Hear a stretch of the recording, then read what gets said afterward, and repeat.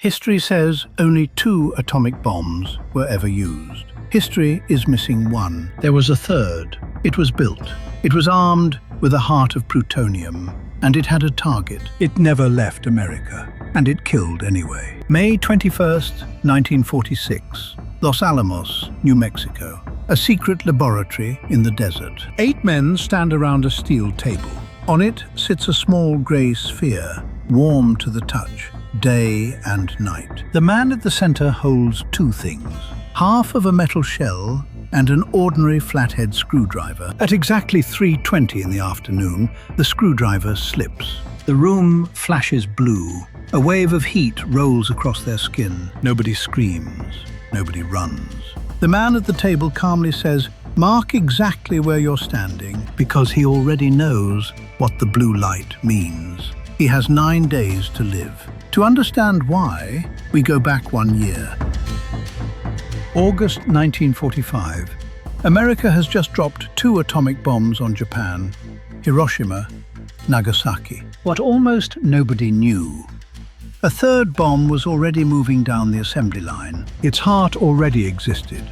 6.2 kilograms of plutonium, a sphere small enough to hold in 2 hands. If Japan refused to surrender, that sphere would be shipped out within weeks. City number 3. On August 15th, Japan surrendered. The Corps missed its war by 6 days. The bomb was cancelled. The sphere stayed behind on a shelf in the desert, and the scientists got curious. Here's the thing about that core.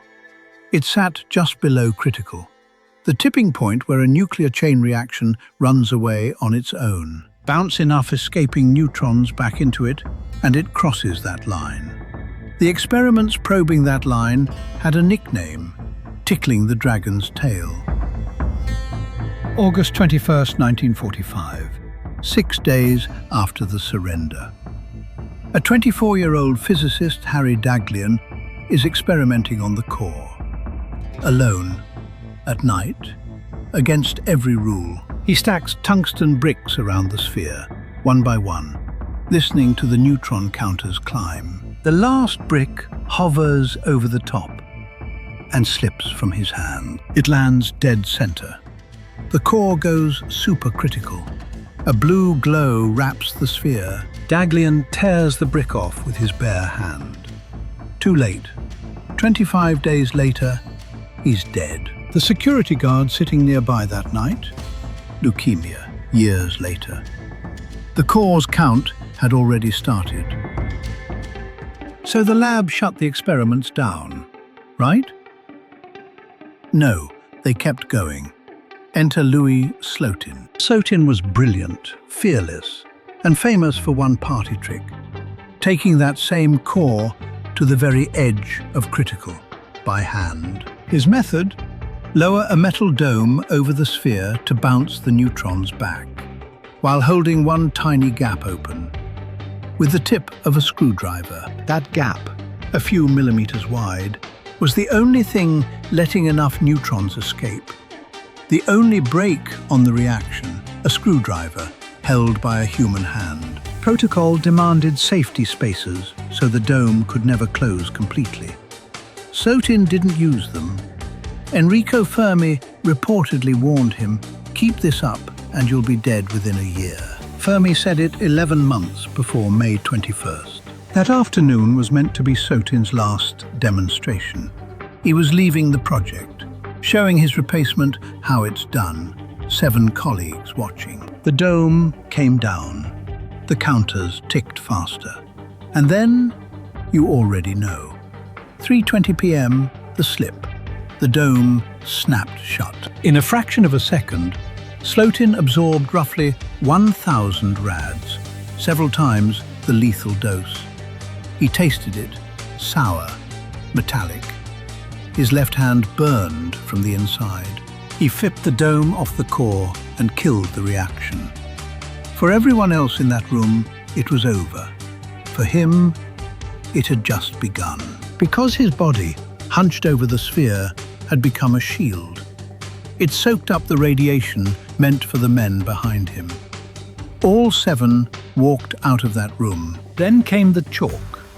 Slotin had every man mark his exact position on the floor, so the doctors could calculate each dose. Dying, he turned his own accident into data. For 9 days, doctors could only watch acute radiation syndrome take him apart. The same collapse, almost hour for hour, they'd recorded in Daglian. He died on May 30th, 1946. He was 35. 2 accidents, 2 dead physicists, 1 sphere.